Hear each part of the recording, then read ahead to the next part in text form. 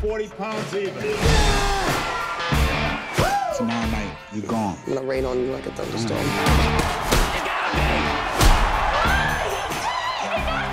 I feel like I should be on a box of weed doing a Gatorade commercial.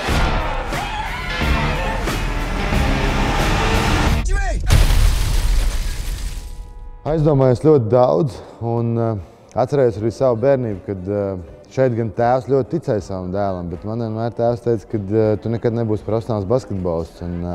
Es atceros, kā es gandrīz no katra turnīra vedu labākā spēlētāja balvas. Un tieši šita neatlaidība un reizēs, kad tev saka, ka tev kaut kas neizdosies vai tev kaut kas nesanāks, tas man deva vienmēr vēl lielāku motivāciju. Un es arī atceros, ka tikko mēs sākām geto projektu, man arī ļoti daudz teica, ka Raimond, ko tu dari, ej nodarbojies ar kaut ko normālu, ej strādā un tā tālāk. Un es teicu, nē, es zinu, ko es daru un es zinu, ko es gribu sasniegt.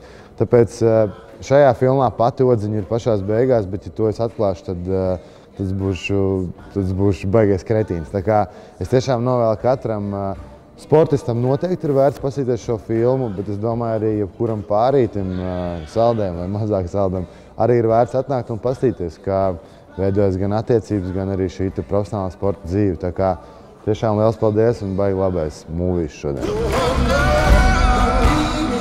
out there and show me how you do things. Show me how you live. Show me how you fight.